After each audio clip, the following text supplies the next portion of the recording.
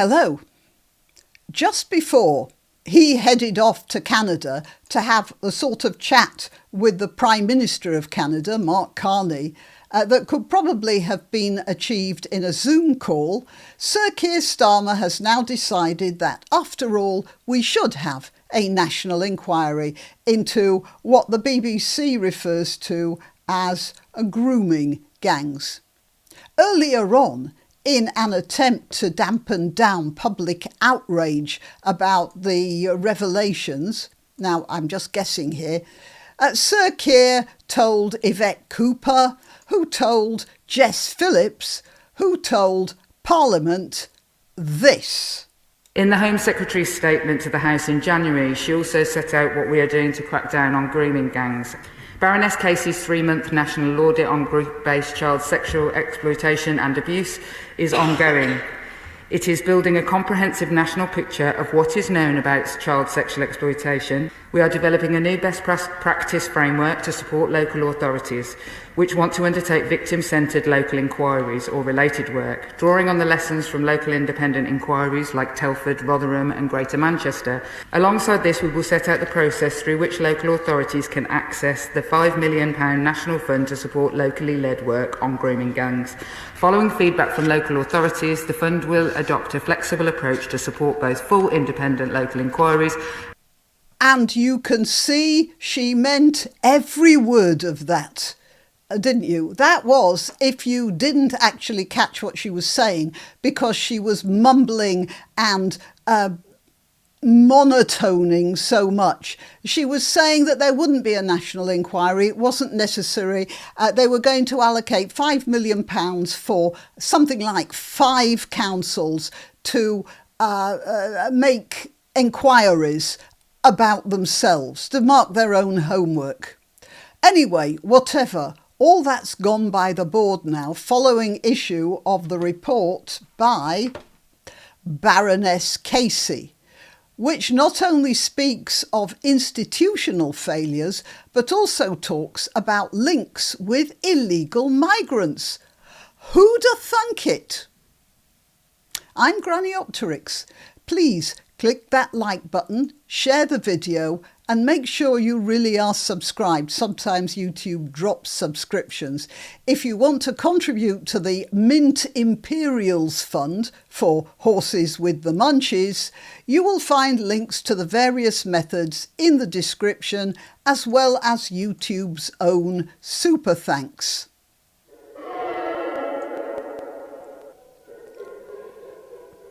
So, Baroness Casey has released a report that not only catalogues the prevalence of a certain ethnic group in certain crimes of violence, racism, exploitation, and even murder of white working-class girls, but it also exposes the moral cowardice of every single institution set up to protect such girls. The social services, the police, council officials, politicians, they've all been shown guilty. I'm not sure how far the Baroness goes with the politicians, because the report comes out properly, publicly next week, so I can't speak much about that just yet. But, so we're told, she has also identified a link between these rape epidemics and illegal migrants. According to this report, and here it is, you see here it says final report, the failures happened because everyone was terrified of being accused of racism. Well, that might be so, but I have a feeling there's another reason, and it's this. You may remember this picture. I did put this picture up in another video. It's from a government-issued brochure all about Prevent, which is an organisation set up to identify and reprogram children who are in danger of being radicalised in some way. Prevent is such a successful programme that one of its more famous graduates is a young chap called Axel Rudakabana. He was referred to Prevent 3 times, and we all know how successful that was. No, I want to talk about something else. You see that picture? Well, it's a lie, isn't it? But it's the picture the people in Prevent want to believe in. This picture is more reflective of reality. And this one. And this one. In this picture, you see families, children, well-dressed people, you see how happy they look and all the rest of it. Not triumphant, just relieved, bringing their little babies with them. That's what Prevent is saying to itself. This is what the photographers are actually picturing. Men. Men. Men. I'm not being anti-man there. I'm just pointing out the gender, or rather the sex of these people. But you see, the results of this sort of a lie show up in very dangerous ways.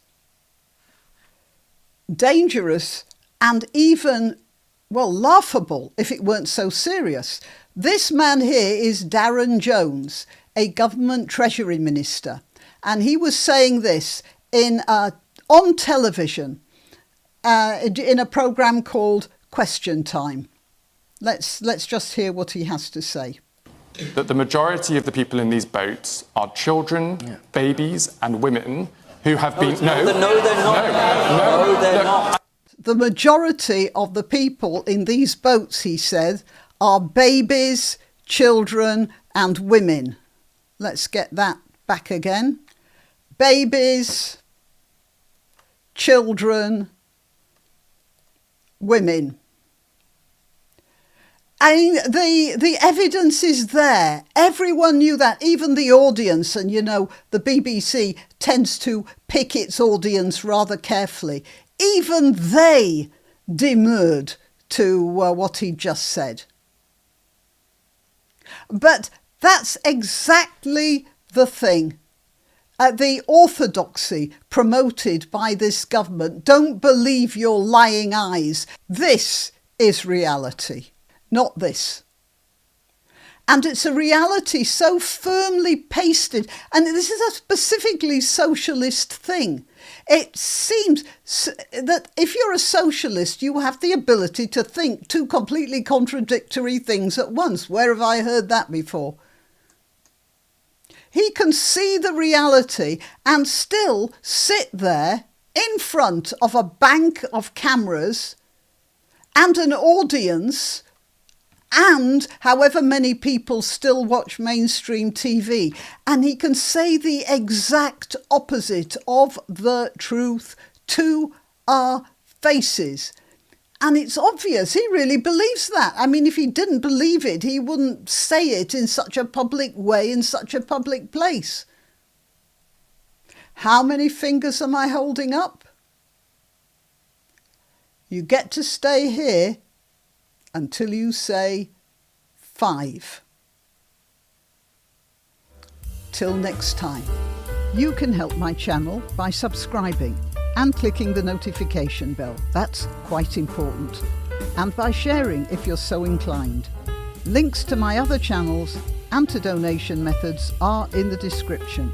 But the best way you can help is simply by clicking like and notify. Thank you.